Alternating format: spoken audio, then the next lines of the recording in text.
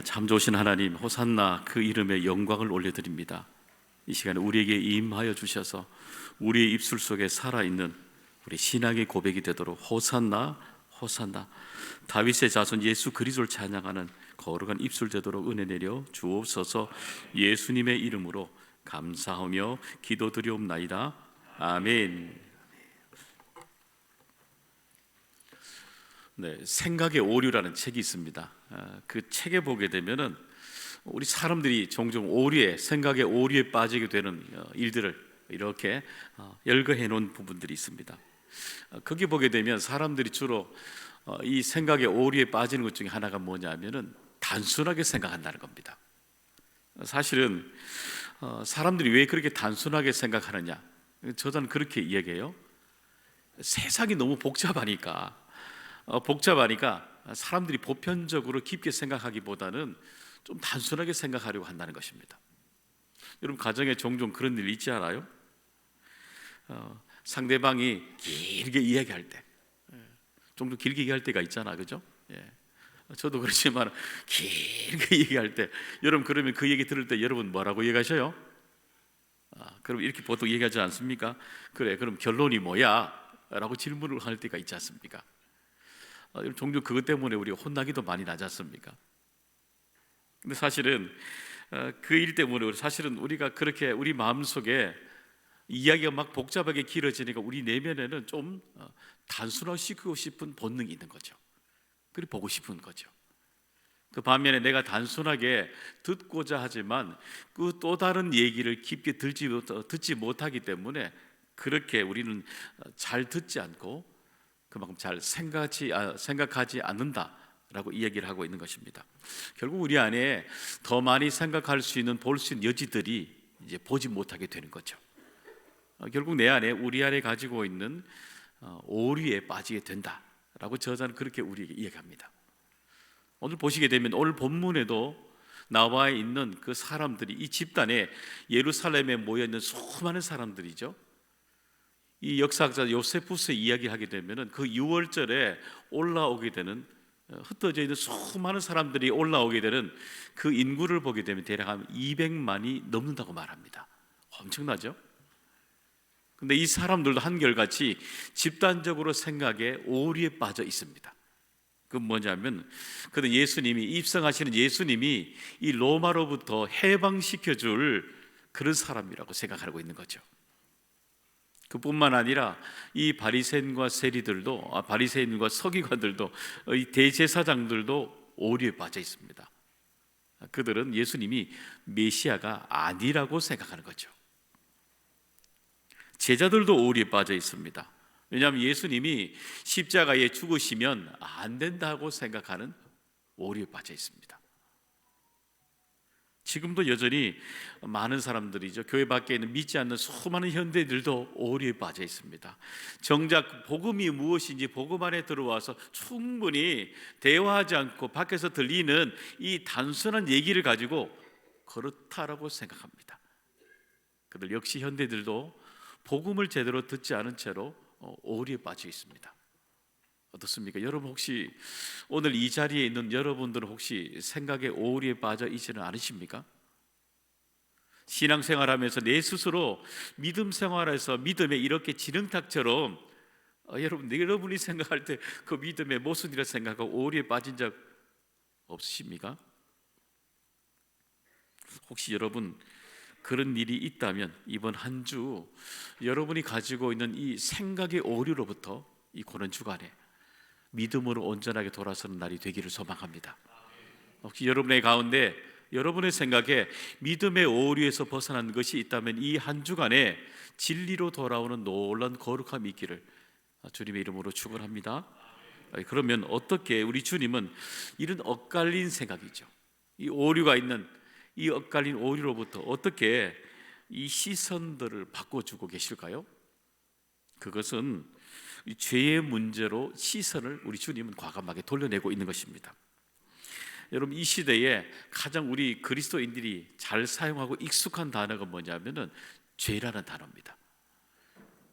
이런 밖에 나가서 우리 믿지 않는 사람들과 대화할 때 죄라는 단어 여러분 들어보셨어요? 잘 못 들어보셨을 것입니다.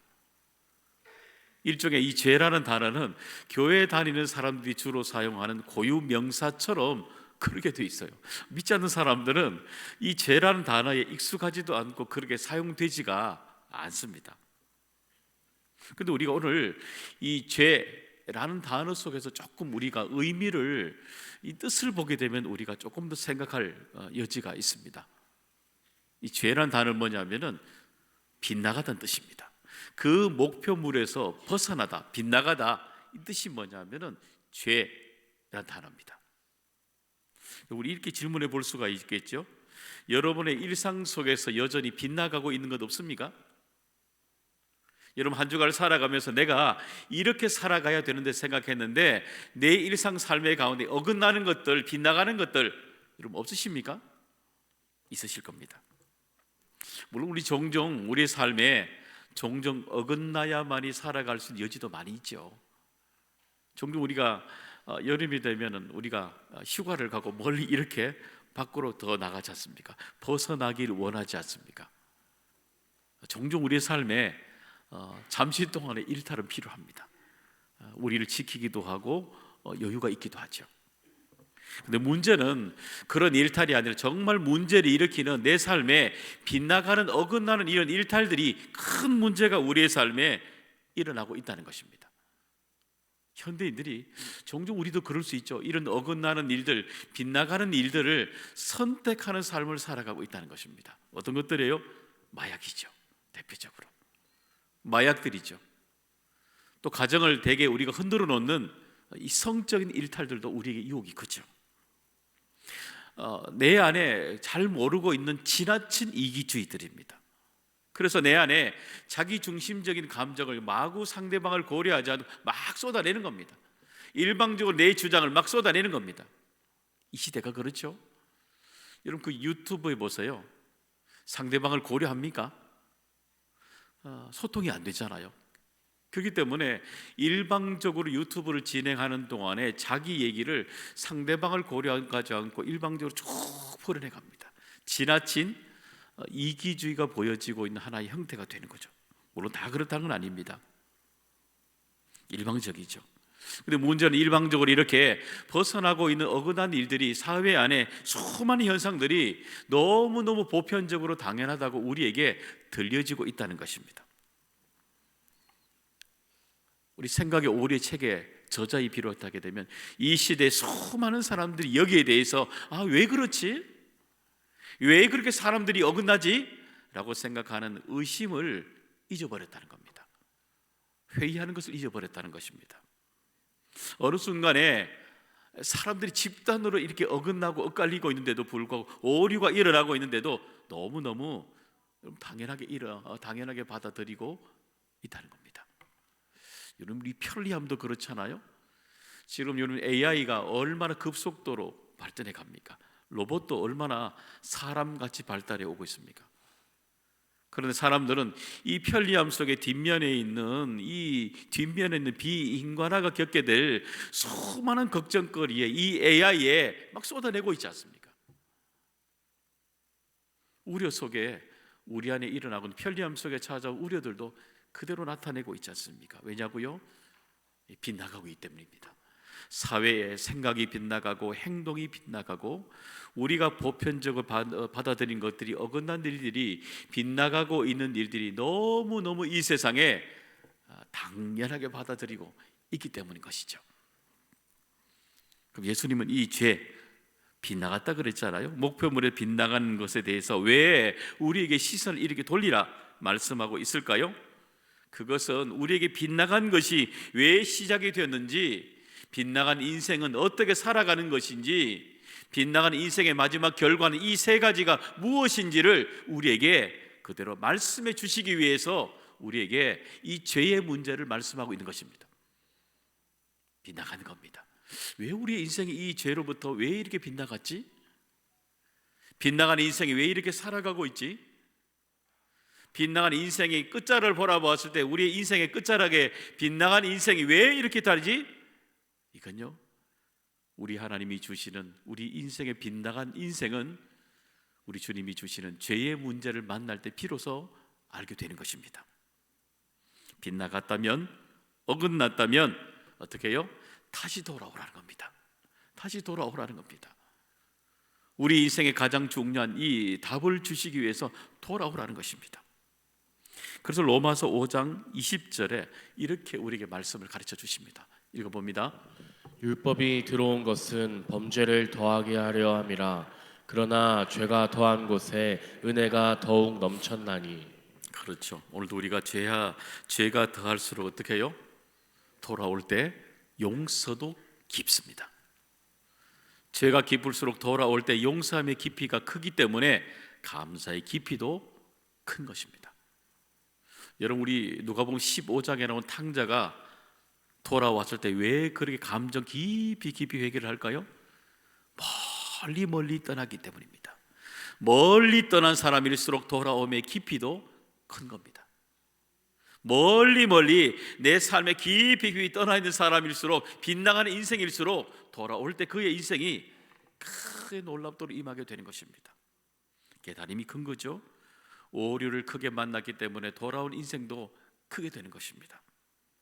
혹시 오늘도 여러분 이 예배를 드리면서 여러분의 삶이 어긋난 것 보이십니까? 내 삶에 빗나가고 있는 것이 여러분 삶이 보이십니까? 그러면 다시 여러분의 삶에 죄의 문제가 없는지를 질문해 보십시오.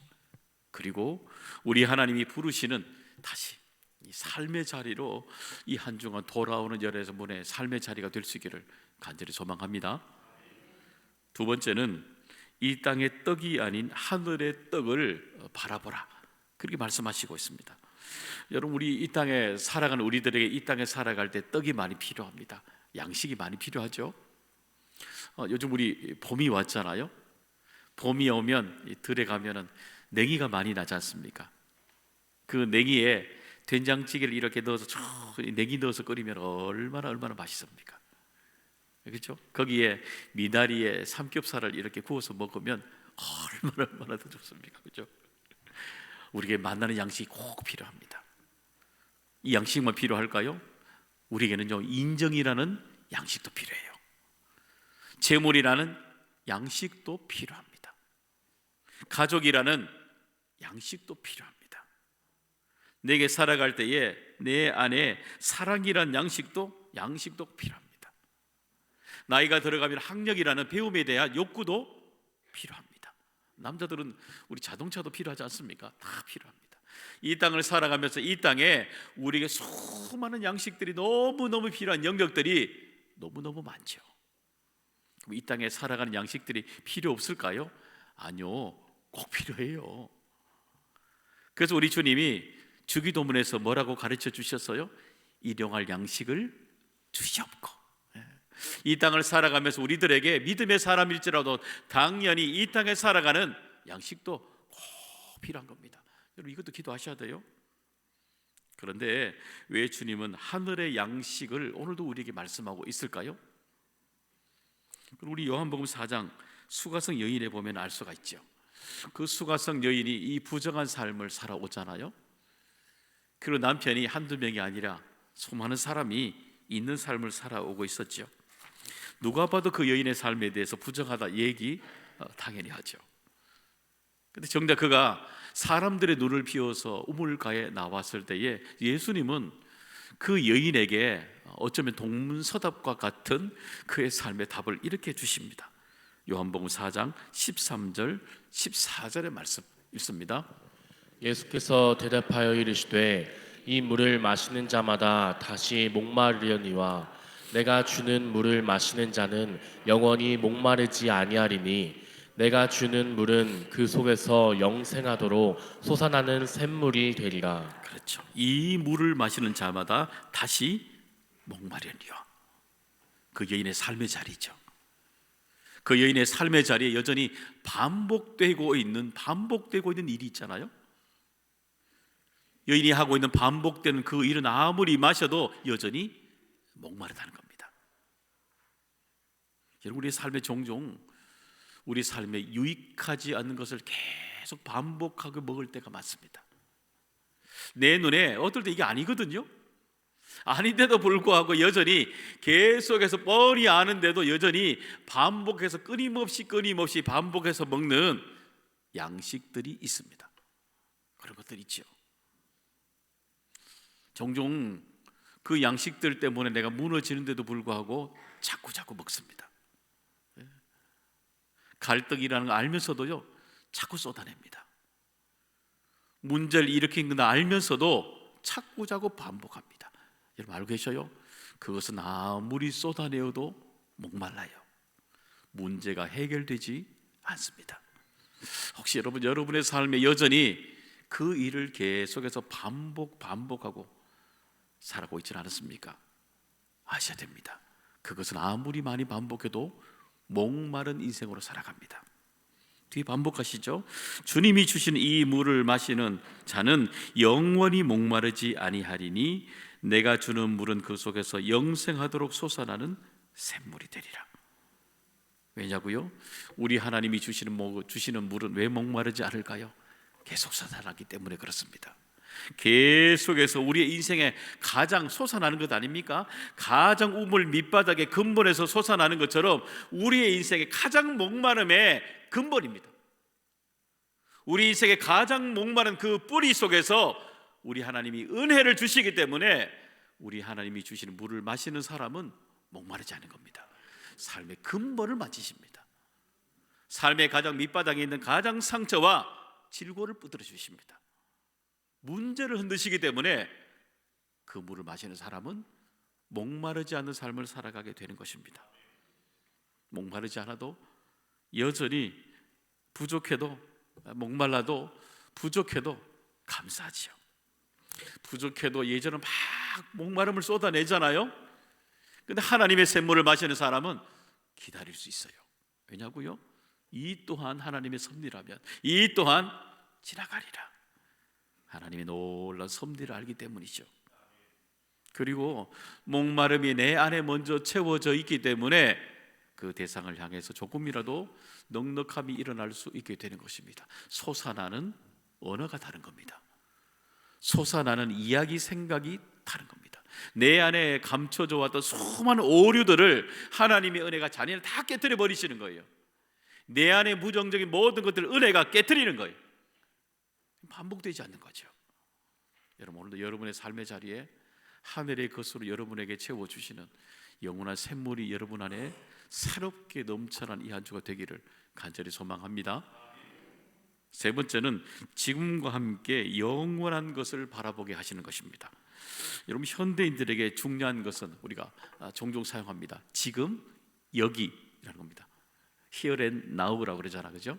이 지금, 여기라는 단어를요 어느 영역이든 간에 굉장히 많이 사용합니다. 여러분 지금 굉장히 중요하잖아요.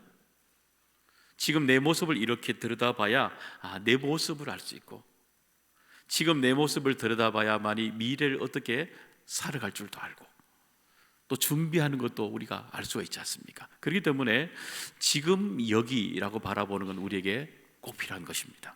근데 문제는 현대인들에게 문제는요, 문제가 부딪힐 때마다, 문제 어려움이 있을 때마다 너무 여기에 집중한다는 겁니다. 지금 여기. 문제가 있을 때마다 지나치게 지금을 너무 여기에 집중하고 살아간다는 것입니다. 여러분 이거 2019년에 우리나라에 아마 세계적인 영화였죠. 기생충이라는 영화가 있었습니다. 여러분 한번 보셨어요? 조금 난해해요. 이 영화가 사실은 세계적인 영화였고 엄청난 상을 많이 받았던 영화이기도 합니다. 그들이 사업에 이제 가족이 실패하면서 이제 반지하에 이제 살게 되는 가족들이 얘기죠. 중간에 그를 재기할 수 있는 기회도 찾아옵니다. 근데 그때마다 이들이 사용하는 것이 뭐냐면은 속임수를 사용합니다. 당연히 실패가 되는 거죠. 결말에 가보게 되면 그들 여전히 거짓으로 때로는 이 신분 상승을 꿈꾸지만 결말은 어떻습니까? 여전히 그들의 삶의 반지의 삶에서 여전히 아무것도 변하지 않습니다. 근데 그들이 마지막에 가면 이런 대사가 하나 있어요. 그게 뭐냐면은 가장 완벽한 계획이 뭔지 알아? 라고 얘기합니다. 여러분 이 세상에 가장 완벽한 계획이 뭔지 아십니까? 이 영화에는 그렇게 얘기합니다. 무계획이야 라고 얘기합니다. 무계획이야. 그러니까 계획을 세우지 않으면 실패하지 않아. 비대선 뭘 말이에요?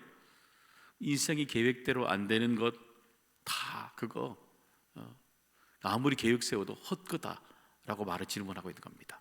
이 대사에 젊은 사람들, 수많은 사람들이 동의합니다. 근데 문제는요, 너무 인생을 성급하게 이해한다는 겁니다. 성급하게.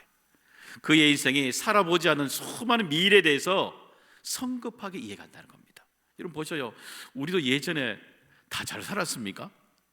다 잘 살았습니까? 걱정 없었습니까? 아니잖아요. 지나왔기 때문에, 히어 앤 나우에 지나와서 여기 왔기 때문에 우리의 인생에 지나친 성급함이 주는 이 성급함의 문제를 이야기하게 되잖아요. 이 성급함이 수많은 젊은 사람들이 이 자살과 같은 어려움을 막 직면하게 되지 않습니까? 여러분, 우리 주님은 그래서 이 주님 지금 여기에 집중하고 있는 그 현대인들에게 우리 주님이 주시는 지금 그리고 영원히 어떤 것인가를 우리에게 새롭게 바라보라 말씀하십니다. 복음 누리들에게 미래만 얘기하는 것이 아니라 지금 믿음의 사람들이 지금 어떻게 바라봐야 되는지 지금도 이야기하고 계십니다. 누가복음 17장 20절 21절의 말씀 읽겠습니다. 바리새인들이 하나님의 나라가 어느 때에 임하나이까 묻거늘 예수께서 대답하여 이르시되 하나님의 나라는 볼 수 있게 임하는 것이 아니요 또 여기 있다 저기 있다고도 못하리니 하나님의 나라는 너희 안에 있느니라. 여러분, 종종 우리 하나님 믿는 사람도 잊고 살아요. 하나님은 영원한 구원의 세계를 당연히 우리에게 가르치십니다.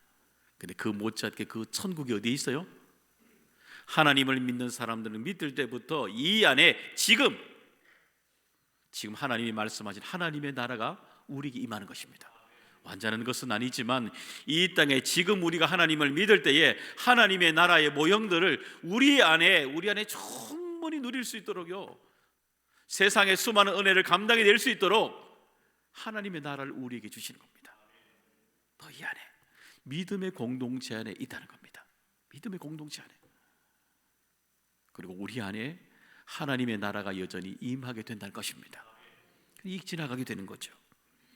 영혼을 더 바라보게 하셔요. 요한복음 3장 16절의 말씀 읽습니다. 하나님이 세상을 이처럼 사랑하사 독생자를 주셨으니 이는 그를 믿는 자마다 멸망하지 않고 영생을 얻게 하려 하심이라. 우리는 인생에 무람이 찾아오면 계획을 모릅니다. 어떻게 계획을 세울지 계획이 없다라고 말합니다. 그럴 때마다 하나님은 우리에게 뭐라 말씀하셔요? 우리를 향한 하나님의 계획은 있다라고 말씀합니다. 하나님은 여전히 우리에게 계획이 있으신 분입니다. 그래서 우리의 인생이 끝자락에 갈 때마다 두려움을 끌고 가는 인생이 아니라 우리에게 하나님이 계획하신 인생이 있다는 것을, 우리에게 멸망이 아니라 영원함이 있다는 것, 하나님이 우리를 향해서 계획하심이 있다는 것을, 천지를 만든 하나님이 우리에게 계획이 있음을 우리에게 말씀해 주고 계시는 것입니다. 사랑하는 여러분, 예수님은 이 땅에 오실 때부터 사람들로부터 엇갈린, 사람들 시선과 전혀 다른 반대 인생을 살아오셨습니다. 그런데도 예수 그리스도 십자가의 길을 걸어가신 이유는 단순합니다. 우리를 엇갈린 인생으로 걸어가는 우리들을 만나기 위함인 것입니다. 그리고 하나님이 우리를 향한 하나님의 계획이 어떠한지를, 그 계획을 그대로 말씀해 주시고 그리고 보여주시고 우리로 하여금 믿고 그 길을 따라오도록 하시기 위한 하나님의 큰 프로젝트가 여기에 있는 것입니다. 사랑하는 여러분, 이번 주간 이 시간을 지나서 우리 모두가 부활의 영광을 돌아오는 우리 모두가 되기를, 어긋난 길에서 돌아오는 우리 모두가 되기를 주님의 이름으로 축원합니다. 하나님 아버지, 오늘도 주의 길에서 하나님을 만나게 해주시고 주의 영광의 길에 기꺼이 감사함으로 동참하는 우리 모두가 되게 하여 주시옵소서. 예수님의 이름으로 간절히 기도드리옵나이다.